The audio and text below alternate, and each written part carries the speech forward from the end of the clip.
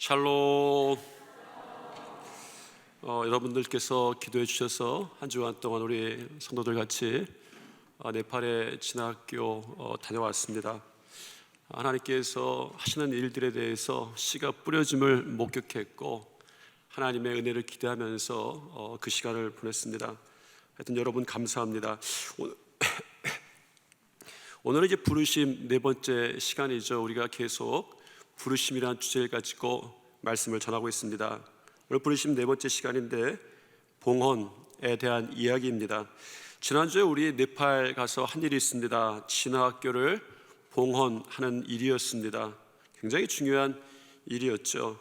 저는 그런 상상도 못했습니다. 우리 교회가 하고 있는 일에 대해서 깜짝 놀랐습니다. 처음부터 함께 하지는 못했지만 지금이라도 이 일을 함께 할 수 있어서 참 감사하다, 참 좋다, 이런 생각이 들을 정도였습니다. 그만큼 중요한 일, 귀한 일을 우리가 하고 있는 것이죠. 우리가 하는 일이 한국 초기 복음이 전해지던 때와 비슷하다, 그런 때가 좀 생각이 났습니다. 병원이 세워지고 학교가 세워지고 한두 사람, 믿음의 사람들이 세워졌고 그것이 시작이 되어서 우리가 지금 이렇게 잘 믿고 있는 것 같습니다. 우리나라 그런 선교 역사 그렇게까지 생각해 보진 않았는데 굉장히 힘들었을 것 같습니다. 네팔에서 우리가 하고 있는 일, 학교를 세우고 이렇게 진행되는 과정이 저절로 되는 것은 아닙니다. 앞으로도 여러 가지가 일이 있을 터인데 그것이 학교를 세웠기 때문에 저절로 될 일은 아닌 것 같습니다. 많은 넘어야 될 산들이 있죠. 지금까지도 사실은 여러 산들을 넘어왔습니다. 그런데 우리가 드디어 봉헌을 했습니다. 저는 여러분들과 이런 이야기를 나누려고 합니다. 우리가 한 봉헌이 과연 무엇일까라는 것이죠. 봉헌, 사실 우리 헌금으로 이해하고 있습니다. 봉헌이라고 하는 것이 헌금이다. 거기서 출발하는 것이 맞습니다. 그래서 우리 한번 이럴 때는 꼭 마음 독하게 먹고 이렇게 한번 주위 분들과 인사해야 합니다. 은혜 받지 맙시다. 여러분, 헌금 설교 중요한 이야기죠. 헌금 설교는 은혜 받으면 큰일 납니다. 제가 그렇게 은혜 받게 설교할 사람도 아닌 것은 압니다. 솔직히 저도 헌금에 대한 설교는 부담스럽고 겁이 무척이나 납니다. 아주 조심스럽죠. 제가 아직 믿음이 연약해서인지 여러분들의 큰 믿음 혹여라도 다 바치는 믿음 받을 준비도 안 돼 있습니다. 누가복음 21장에 보면 예수님께서 생활비의 전부였던 2렙돈을 드린 가난한 과부의 헌금을, 여인의 믿음을 칭찬하셨지만 저는 그런 상황이 되면 저는 그러지 않을 것 같습니다. 저는 마음이 아파서 그거 좀 내지 말라고, 나중에 내라고, 마음만 받겠다고, 예수님 지금 아직 모르시니까 빨리 집에 돌아가시라고 이럴 것 같습니다. 그동안 목회하면서 하나님의 일에 사용하시라고 그냥 저에게 개인적으로 부탁하시는 분도 참 많았습니다. 어떤 분은 갑자기 쓰러지셔서 병원에 가셨고 수술하셨는데 주변에 수술비에 보태쓰라고, 치료비에 보태쓰라고 사람들이 준 것 하나도 안 쓰고 모으셨다가 오히려 더해서 봉투를 가지고 오신 분도 있었습니다. 이거는 내가 쓸 것 아니라고, 여러분 어려운 분들 좀 도와주자고. 어떤 분은 선교사님 너무 어려운 소식 듣고 나서 선교사님들 전해주라고 맡기시는 것도 있었습니다. 그런데 참 그것이 부담스러웠습니다. 제가 봉투에서 조금 꺼내서 하나님께 드리고 나머지는 돌려보내고 싶을 정도의 부담스러운 액수였습니다. 제가 오히려 조금만 하자고, 그것도 하지 말자고 이 목구멍까지 이 이야기가 나올 정도였습니다. 물론 그분을 보면서, 그런 분들을 보면서 은혜는 되죠. 그런 거 보면서 나도 참 부끄럽고 마음에 부담이 됩니다. 그게 참 신앙이다, 이런 생각은 당연히 듭니다. 그리고 저도 그렇게 살 수 있으면 참 좋겠다, 이런 생각 물론 들죠. 그런데 이런 마음 결심 가끔 들어야 좋지 자주 드는 것 겁납니다. 저도 솔직히 겁납니다. 이런 마음 자주 들면 금방 거지 될 것 같다, 빈털터리 될 것 같다, 이런 생각이 들게 됩니다. 그래서 저도 웬만하면 마음 독하게 먹고 이런 거에 은혜 안 받으려고 노력합니다. 마음 약해지지 말자. 이번에 네팔 가서 그곳에 계신 선교사님들과 예배하는 시간이 있었습니다. 제가 설교를 하게 됐죠. 그런데 선교사님들을 보면서 그런 마음이 막 드는 거예요. 선교사님들의 옷이 조금 허름해 보여서 마음이 좀 안 좋았습니다. 제 외투를 좀 벗어드리고 싶은 거예요. 그렇게 헌신하시는 모습을 보니까 은혜가 받으려고 합니다. 저렇게 헌신하시지. 저 앞에서 저한테 은혜가 오는 게 보입니다. 그런데 마음 독하게 먹고 안 벗어드렸습니다. 저도 굉장히 독한 놈이죠. 이유는 있습니다. 우선은 제 옷도 그렇게 좋은 옷은 아니었습니다. 네팔 선교 가려고 정확하게는 39,900원짜리 그런 거였습니다. 그리고 사실은 그거 드리면 저도 입을 게 없었습니다. 물론 그곳에서 그 옷을 입고 다니진 않았지만 돌아올 때 입을 옷이 없는 것이죠. 한국에 마침 돌아오니까 공항에 정확하게 영하 19도입니다. 솔직히 제가 그때 은혜의 고비를 안 넘어간 게 그렇게 다행이다 이런 생각이 들 수가 없습니다. 그런데 이상합니다. 해결되지 않는 마음의 빛이 생기는 거예요. 잘못한 것도 없는데 어느새 언젠가 저걸 꼭 갚아야겠다 이런 생각이, 이런 빛이 들게 된 것이죠. 선교지를 위해서, 선교사님들을 위해서 언젠가 한번 사용해야겠다, 써줘야겠다 이런 생각이 좀 들었습니다. 사실 헌금은 우리에게 쉬운 문제는 아닙니다. 나의 것을 누구에게 드린다는 것, 특히 하나님께 드린다는 것 사실은 쉽지 않은 문제이죠. 사실 헌금 가지고 비난하는 사람들도 있습니다. 헌금 때문에 교회 가기 싫다라는 기사를 본 적이 있습니다. 헌금 때문에 교회가 싫은 거예요. 교회 가기도 싫은 거예요. 헌금 얘기하는 목사도 싫은 거예요. 그런 분들이 보면 기겁할 장면이 오늘 본문이죠. 성전을 짓는다고, 교회 짓는다고 다윗과 이스라엘 백성들이 어마어마하게 드립니다. 어느 날 다윗이 그런 생각을 합니다. 하나님도 집이 좀 있었으면 좋겠다. 왜냐하면 하나님께서 그때까지 집이 없으셨거든요. 창세기에 보면 노아, 아브라함, 이삭, 야곱 같은 족장들은 어느 특별한 곳에 가서 거기에 상을 쌓고 제물 드리고 하나님과 교제했습니다. 그냥 야외에서 상 하나 차려놓고 예배 드린 거예요. 시간이 좀 지나서 애굽을 나오면서 모세는 하나님께 천막을 지어드렸습니다. 그래서 하나님께서 오랫동안 광야에서 천막 생활 하시죠. 캠핑 생활 하신 것입니다. 여러분 캠핑에 대한 로망 있으시죠? 저도 그런 편입니다. 천막 지어놓고 바베큐 구워 먹고, 여러분 하나님께서 천막에 거하시면서 사람들이 드렸던 번제물 그것을 받아주셨습니다. 이것이 성막이었습니다. 그러나 이것도 하루 이틀이죠. 오랜 시간이 지난 후에 다윗이 그런 생각이 든 거예요. 하나님을 위해서 제대로 된 집 하나 지어드리자. 이제까지 하나님께서 많은 것을 축복해 주셨으니까 하나님께 집을 좀 지어드려야겠다. 그러나 다윗이 많은 피를 흘렸기에 하나님께서 성전 건축을 그에게 허락하지는 않으셨습니다. 다만 다윗과 그 당시에 이스라엘은 성전 건축을 위한 준비하는 예물만 드리게 되죠. 이것이 오늘 본문의 장면입니다. 아주 어마어마하게 드립니다. 오늘 성경 말씀 본문 8절부터 읽었지만 1절부터 8절까지 금도 드리고 은도 드리고 보석도 드리는 거예요. 오늘 이 금도 드리고 은도 드리고 오늘 본문 8절처럼 보석을 가진 모든 사람은 게르손 사람 여이엘의 손에 맡겨 여호와의 성전 곳간에 드렸더라. 이게 성전에게 드린 그 마무리였습니다. 성전 곳간이 차고 넘치는 거예요. 이게 성경 이야기니까 우리가 그냥 받아들이지, 우리 교회의 이야기로 바꾸면 어떻습니까? 하나님의 전을 짓기 위해서 아니면 무슨 일을 하기 위해서 여러분이 금도 드렸고 은도 드렸고 보석도 갖춰 바쳤는데 교회의 곳간이 넘친 거예요. 이거 얼마나 세상이 기겁할 얘기입니까? 우리가 얼마나 불편한 이야기입니까? 이 이야기가 오늘 성경 본문에 있는 것이죠. 이렇게 하나님께 금도 드리고 은도 드리고 보석도 드렸는데 이렇게 하면 고마워해서 감사하면서 칭찬하시면서 받아주셔야 되는데 그렇다고 다 그냥 받아주시는 것도 아니었습니다. 이렇게 드릴 때 받으시면서도 오히려 조건이 붙는 것처럼 보여요. 9절 한번 읽어보겠습니다. 9절 한번 읽어보겠습니다. 같이 한번 읽어보겠습니다. 백성들은 자원하여 드렸으므로 기뻐하였으니 곧 그들이 성심으로 여호와께 자원하여 드렸으므로 다윗 왕은 심히 기뻐하니라. 사실은 역대상 29장에서만 즐거이 드렸다, 기쁨으로 드렸다 이런 표현이 5번이나 나오는 거예요. 한 장 가운데 계속 하나님께 드리는데 음을 드릴 때도 금을 드릴 때도 보석을 드릴 때도 기뻐하고 즐거워하여 드렸다라는 거예요. 사실 이 말씀은 우리에게 어떻게 다가옵니까? 이렇게 드리면서도 우리가 해야 되는 게 뭐예요? 우리의 금을 바치면서도 우리의 은을 바치면서도 우리 기뻐해야 되는 거예요. 우리 즐거워해야 되는 거예요. 어디 그것뿐입니까? 하나 더 있죠. 성심으로 자원해서 드렸다. 이 성심으로라는 말은 완전한, 충만한 이라는 히브리어 단어 샬렘이라는 말과 마음속으로, 마음의 중심이란 말에 레브라는 말이 합해진 말이에요. 그러니 문자적으로 이 성심으로 드렸다라는 말이 무엇이냐면 완전한 마음으로, 충만한 마음으로 드리는 거예요. 하나님께 드리는데 완전한 마음으로, 충만한 마음으로. 뭐가 충만하고 뭐가 완전합니까? 기쁨도 완전한 것이고 여러분 즐거운 마음도 충만한 거예요. 그런데 실제적으로 이게 우리의 삶 가운데 가능합니까? 하나님께 드릴 때에, 돈의 문제를 가지고 하나님께 헌금을 드릴 때에 우리가 정말 완전하여져서 기쁨으로 하나님께 드립니까? 자원하면서 기쁨으로 드리는 것이 사실은 쉽지 않습니다. 이것이 우리의 마음의 실제이죠.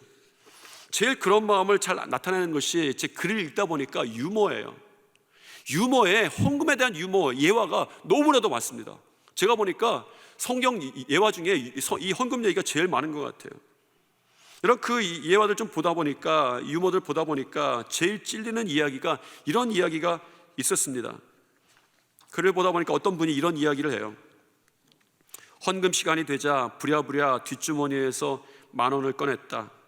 헌금 주머니에 헌금을 넣는데 옆에 앉은 처음 보는 사람이 어깨를 쳤다. 고개를 돌렸더니 그 사람이 50,000원권을 건네주었다. 그 사람의 돈을 받아 대신 헌금 주머니에 넣어 주었다. 교회에 출석한 지 얼마 되지도 않은 것 같은 사람이 많은 헌금을 하는 것을 보니 머쓱한 기분이 들어 그 사람에게 말을 걸었다. 헌금을 많이 하시는군요. 그러자 그 사람이 대답했다. 아니요, 아까 선생님께서 주머니에서 헌금을 꺼내실 때 바닥에 떨어뜨렸던 것을 주워드린 거예요. 여러분, 이 예화 중에 가장 많은 예화가 헌금 예화예요. 심지어 그 점잖은 탈무드에서도 이런 비슷한 이야기들이 많이 나옵니다.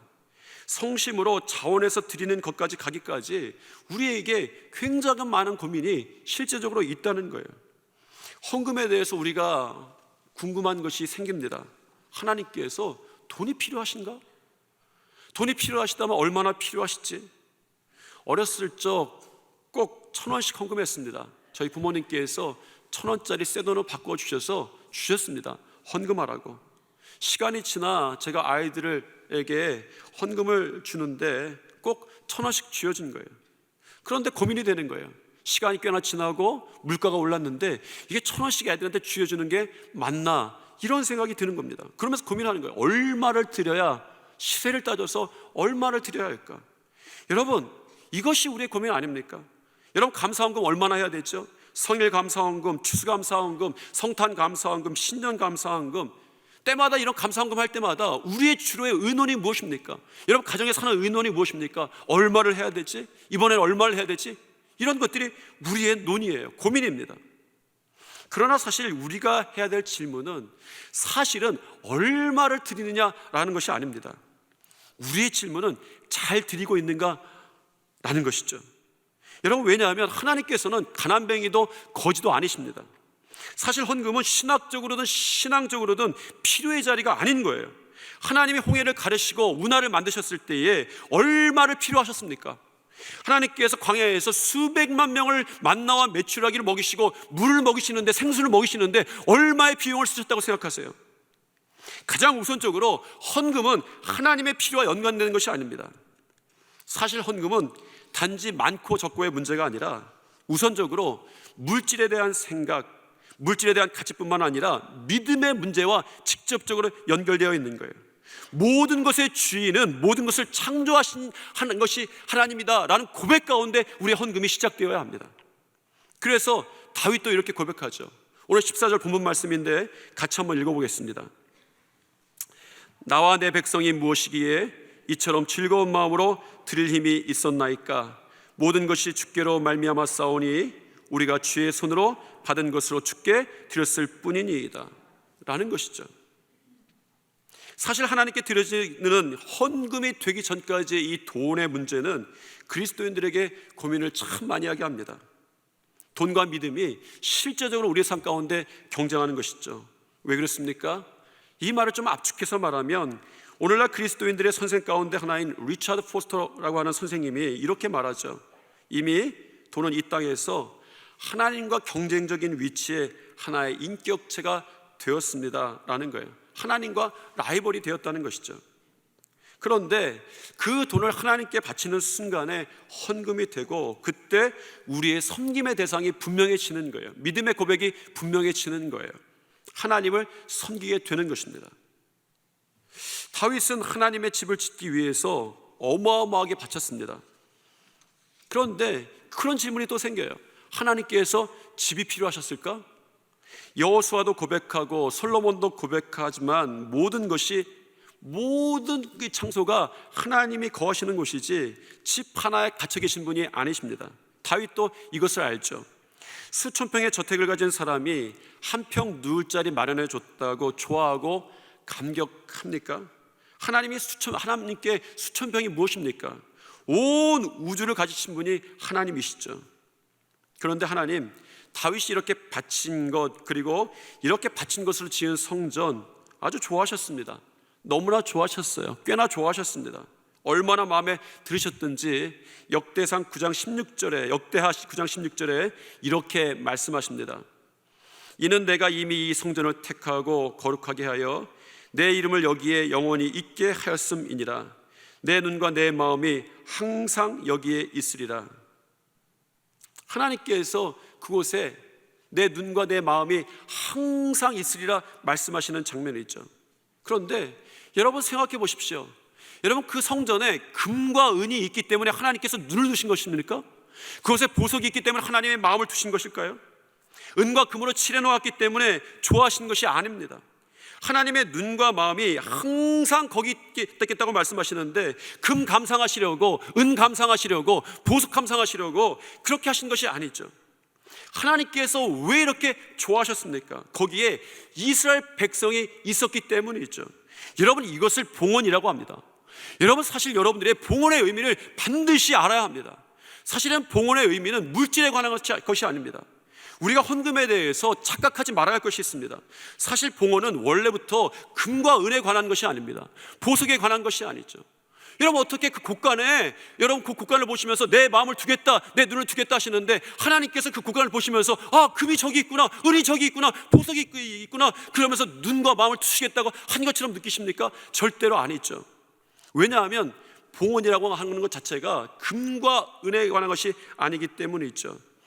정확하게 봉헌은 우리의 죄를 대속하기 위한 예배의 제물을 말합니다. 그래서 예배에서의 봉헌의 의미, 하나님께 드려지는 제물, 예물에 대한 의미가 과연 무엇입니까? 여러분, 구약에서부터 보면, 성경에서 보면 예배 드릴 때 하나님께 드리는 예물, 제물은 완전하고 완벽해야 합니다. 죄가 없어야 합니다. 왜? 우리의 죄를 대속해서 드리는 예물이었기 때문에 그렇습니다. 사실 초대교회에서 사용한 봉헌의 의미는 유일했습니다. 예수 그리스도였습니다. 여러분, 물질 금과 은에 관한 이야기가 아닙니다. 물론 그 봉헌할 때 이 헌금에 대한 이야기도 있습니다만, 사실은 초대교회의 오직 유일한 봉헌의 의미는 예수 그리스도셨어요. 왜 그렇습니까? 하나님께 드리는 제물, 완벽한 제물이 예수 그리스도밖에 없는 거예요. 여러분, 헌금을 어느 정도 해야 완벽한 예물이 됩니까? 여러분 5만 원권 하면 됩니까? 아니면 1억을 하면 하나님께 충분한 예물이 됩니까? 완벽한 예물이 됩니까? 그렇지 않죠. 하나님께 드려지는 온전한 제물은, 완벽한 제물은 예수 그리스도밖에 없는 거예요. 그래서 초대교회 때부터 하나님께 드리는 봉헌의 시간은 사실은 예수님의 살과 피를 의미하는 떡과 포도주를 하나님께 드리는 시간이었습니다. 예배 시간이 되면 뒤에서부터 떡과 포도주를 가지고 앞으로 나옵니다. 이것이 봉헌이었습니다. 하나님께서 유일하게 온전하게 받으시는 분이 예수 그리스도신 거예요. 예수 그리스도가 이 땅에 왜 오셨습니까? 우리의 노력으로도 안 되고 양과 이 서로도 안 돼서, 여러분, 그 안 되니까 오직 유일하게 하실 수 있는 예수 그리스도가 우리에게 오셔서 그분이 피를 흘리셔서 제물이 되셨고 예배의 예물이 되신 거예요. 이것이 봉헌의 의미였습니다. 그렇게 예수님께서 그런 본을 보여주시고 사도 바울을 통해서 우리들에게 이유로 요청하신 것이 있습니다. 그것이 로마서 12장 1절의 말씀이 있죠. 그러므로 형제들아, 내가 하나님의 자비하심으로 너에게 권하노니, 여러분에게 권고합니다. 여러분의 몸을 하나님이 기뻐하시는 거룩한 산 제물로 드리십시오. 이것이 여러분이 드릴 영적 예배입니다 라는 거예요. 사실 물질의 헌금뿐이 아니라 봉헌이 되어야 되는 거예요. 여러분이 이 시간에도, 이 예배 시간에도 헌금을 드립니다. 그런데 여러분에게 진정으로 있어야 되는 질문은 여러분이 헌금했는가 아니라, 얼마의 헌금을 했나가 아니라 여러분이 봉헌했는가라는 것입니다. 봉헌을 물질로만 표현한 적은 한 번도 없어요. 처음부터 그랬습니다. 인류 최초에 화가 난 사람이 있죠. 가인이었습니다.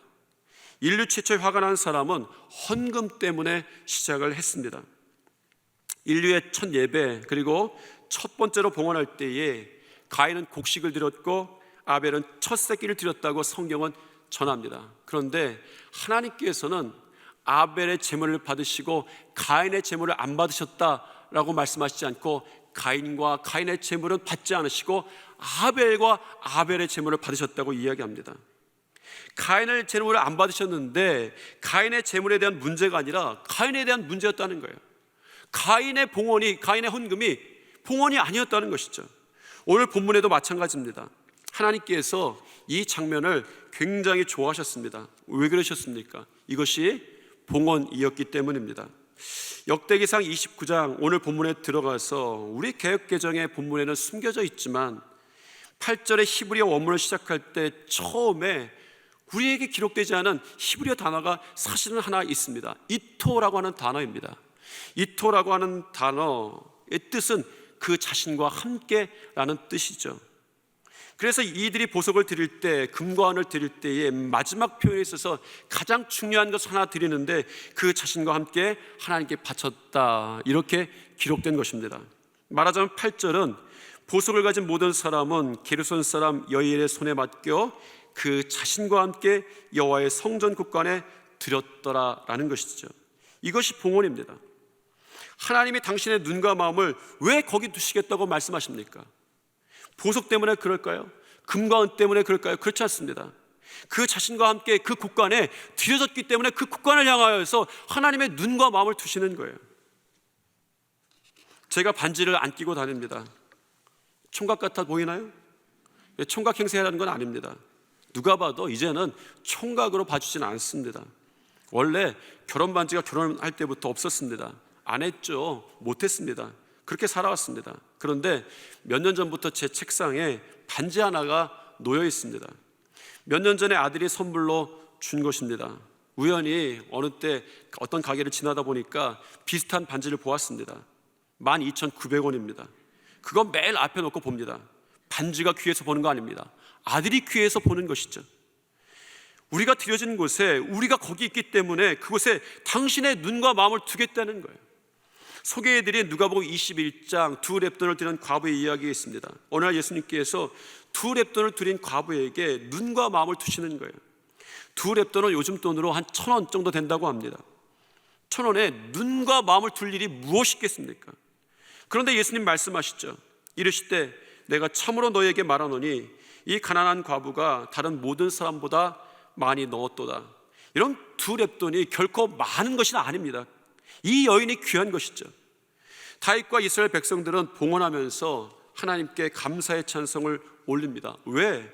봉헌 가운데에 하나님이 하시는 위대한 일들을 보았기 때문이죠. 10절 11절 말씀입니다. 다 같이 한번 읽어보겠습니다. 다윗이 온 회중 앞에서 여호와를 송축하여 이르되 우리 조상 이스라엘 하나님 여호와여 주는 영원부터 영원까지 송축을 받으시옵소서. 여호와여 위대하심과 권능과 영광과 승리와 위엄이 다 주께 속하였사오니 천지에 있는 것이 다 주의 것이로소이다. 여호와여 주권도 주께 속하였사오니 주는 높으사 만물의 머리이심이니이다. 다윗이 감사기도 가운데에 영광을 돌리는 장면이에요. 하나님께서 조상들로부터 대대 행하신 위대한 일과 영광의 일과 승리의 일과 위엄이 드러난 일들을 보았기 때문에 그렇게 고백하는 것입니다. 또한 축약되었지만 역사와 인생의 전 과정에서 위대하신 하나님을 고백하는 거예요. 여러분, 봉헌하는 일이 단순히 바치는 일이 아닙니다. 하나님의 눈과 마음을 빼앗는 일이에요. 하나님의 눈과 마음을 거기에 두시겠다고 하는 거예요. 금과 은에 두시겠다는 것이 아니라 봉헌된 여러분들에게 두시겠다는 것입니다. 그래서 하나님께서 눈을 두시고 마음을 두시고 행하시는 위대한 일 가운데 초청받는 일이 봉헌하는 일인 거예요. 그것을 다윗이 이렇게 감사하며 영광을 돌리며 고백하는 것입니다. 저는 이번 네팔 진화학교 봉헌을 보면서 그런 생각들이 났습니다. 보니까 많은 것들이 필요할 것 같아요. 지금까지도 우리가 많은 것들을 썼습니다. 그런데 그것이 제대로 서려면 많은 것들이 필요할 것 같아요. 그런데 진학교를 세우는 일이 단순히 좋은 건물 세우고 좋은 학교를 세우는 일만은 아닌 것 같습니다. 하나님의 눈과 마음이 거기에 두어져야 돼요. 왜? 하나님의 위대한 일이 시작되어야 됩니다.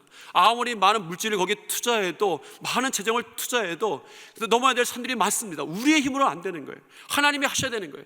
하나님이 하시려면 하나님과 눈과 마음이 되어야 되는데, 우리가 하는 것이 진정으로 봉헌되어야 되는 거 아닙니까? 진화학교의 시작이 무엇입니까? 물질로 시작한 거 아닙니다. 진화라고 하는 한 어린 영혼의 봉헌에서부터 시작되는 거예요. 여러분, 봉헌이 거기서 끝나서 되겠습니까? 안 되겠죠.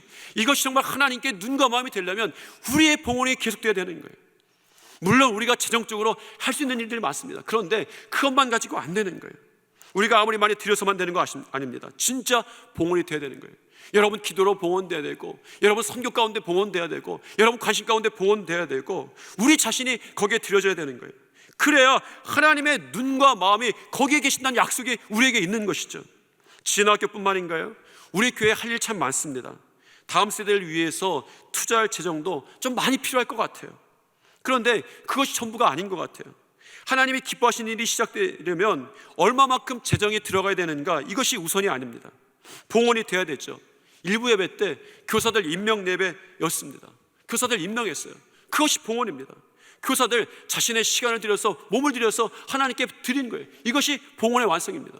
저는 그래서 일부 예배 드리면서 그런 생각 들었어요. 2023년에 하나님의 눈과 마음이 우리 교회 학교 아이들에게 있겠다는 생각이 들었습니다. 이런 믿음이 들었습니다. 영어부에 있겠고, 유치부에 있겠고, 여러분 그 초등부와 유년부와 중등부와 고등부와 청년부에 하나님의 눈과 마음이 있을 줄 믿습니다. 왜 그렇습니까? 우리가 많은 것을 투자했기 때문이 아닙니다. 우리가 거기에 같이 봉헌됐기 때문인 것이죠. 여러분, 그것에 참여하셔야 합니다. 이 시대에 하나님 나라를 위해서 우리 교회가 해야 될 일들이 있습니다. 봉헌이죠. 어디 몇 사람만 봉헌되면 되겠습니까? 아닙니다. 주님께서 오늘 우리에게 이렇게 요청하시는 거예요. 너의 몸을 거룩한 산 제사로 드리라. 여러분 가운데에 하나님의 눈과 마음을 빼앗으시기를 축원합니다. 그러려면 여러분 봉헌되어야 합니다. 여러분 자신을 거룩한 산 제사로 삶과 신앙에서 드려지시게 되기를 축원합니다. 다 같이 기도하겠습니다.